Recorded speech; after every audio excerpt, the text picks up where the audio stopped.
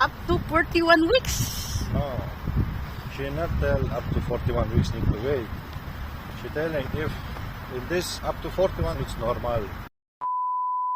Hi everyone. Good morning, good morning. For today's video, paalis kami papunta sa hospital for 39 weeks. Check up. Scooter? Net. For 39 weeks check up. Ayaw pa rin lumabas ni baby. So, syempre, in the morning, ihahatid namin sa school si Nicolette. Ayan, ang Nicolette maglalakad. Wala siyang dress wala siyang ayaw niya magdala ng scooter, ayaw niya magbike. So, lakad is the key ang Nicole. Ayan. So, on the way na kami sa school. Bago pupunta kay doktor. Ayan, walking na kami papunta sa school ni Nicole. And, hopefully walang karga. Walking lang at walang away. Ayan, ang dalawa. Ito din si Buntis for today's video is naka-dress at naka-shoes. Naka-dress at naka-shoes. Kasi pupunta kami after sa hospital. Pupunta kami sa immigration para sa ano ko, visa. And as usual, ayaw kong iwan ng forever love ko na si Pimple. Yan lang. So, magbibideo na lang ko pag malapit na sa school ni Nicole. That's why I told her, don't do that. Especially if Papa bring him. Nak, today you will have a long day. We will go hospital. Doctor might IE you, check your heartbeat and movement, and maybe they will check ultrasounds. And after that, we will go immigration.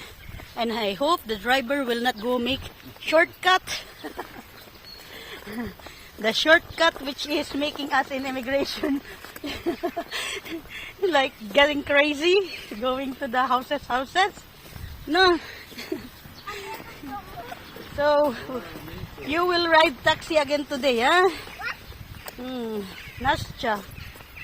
Yeah, I'm talking to baby Nastya because again, maybe will ride taxi, she will get crazy. She don't like. Yeah, she's afraid. Don't walk like that. After you will fall down and bump your head. No. Duh. I missed that opportunity to look that way. Ayan na, nang iwan na. Dumiretso na sa school. Ayan. Bye. Dumiretso na siya. Pumasok na doon. Ayan na. Hindi na nag-kiss kay mama at saka kay Nasya. Iniwan na kami. Pumasok na doon si Nicole. Hinatid niya sa likod si Nicole. Ayan na si Daddy. Why you're coming from backside? They're outside. You're outside? You drop her there? Yeah. I told you. There's no announcement? No, because every morning till 8 o'clock they will be there. Hinatid ni Daddy doon si Nicole. Yung pang-apat na playground. Ayun siya, late. Ayun, na-drop na si Nicole sa school. Punta na kami sa hospital. Now, baby time and mama.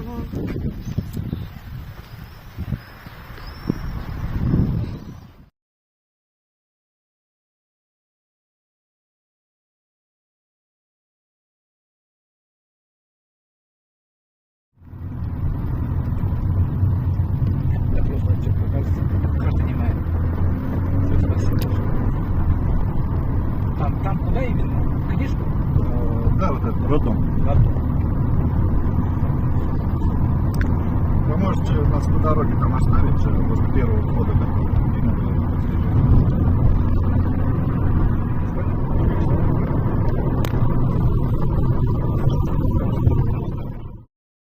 Да, делают? Да. Где-нибудь.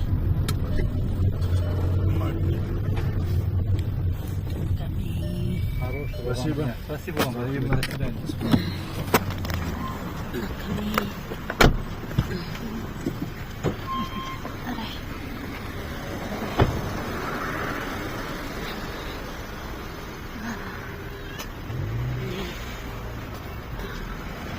Dito na kami, lakad-lakad is the key. Exercise para sa pneumonia. Siyempre, mag-CR muna si Buntis. CR is the key. Baka masundot tayo ng doktor. Maihi. Baka maihi tayo sa IE. Sakit pa naman ang IE na yan.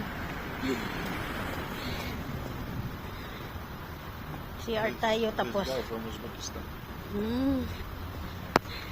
Hindi na ako mag-video sa loob kasi ganong procedure pa rin naman yung cardiotograph, mag-submit ng ihi, BP, weight check, and ultrasounds, ganun lang din. So, sasabihin ko na lang. For the kids. Kids center. Yeah, that's key. So, sabihin ko na lang sa inyo after the result. You go inside. Tapos na kami sa hospital, guys.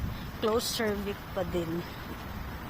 And sabi ng doctor is up to 41 weeks. No. She not tell up to 41 weeks need to wait. She telling if in this up to 41 it's normal. But some have already started construction at 40, some have at 39, some have at 41. But up to 41 it's a normal. It's not overdue? No. No need More to than push now. if already start more than 41 weeks, it's already not normal. It's need start medication and everything. And the baby will not make poo inside? No. Kasi daw, no need to push ba and the baby will not, the baby is not ready. Make exercise, eat, relax. You tell her that she's making exercise. I told that she telling good. Make exercise, make dance, tummy. Yeah, I'm doing. Yeah, no, she telling good exercise. That she's making diet, you're telling her? No. Okay. Up to 41 weeks, it's normal procedure. Up to 44 weeks, she will talk. She will, Mama! Holding mobile already.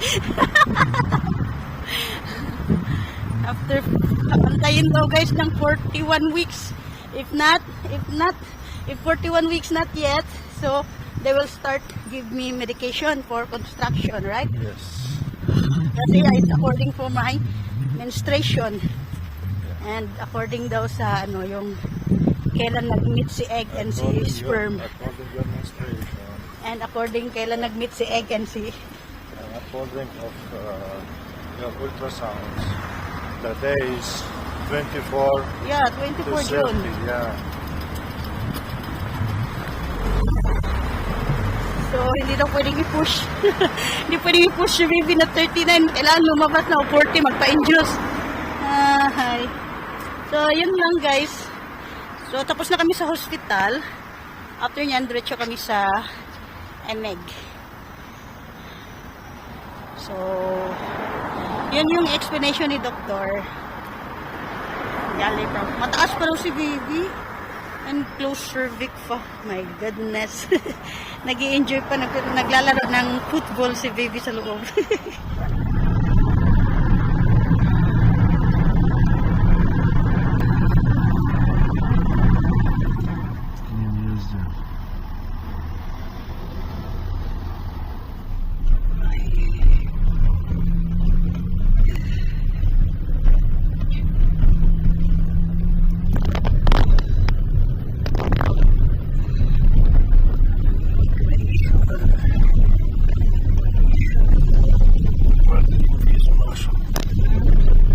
Make visa for you. Oh, 29 actual. Tapos ng ko guys. Tapos na kami dito sa immigration pero yung visa ko hindi pa red. Hindi pa napirmahan. So uuwi na lang muna kami. Gisawa na lang babalik bukas.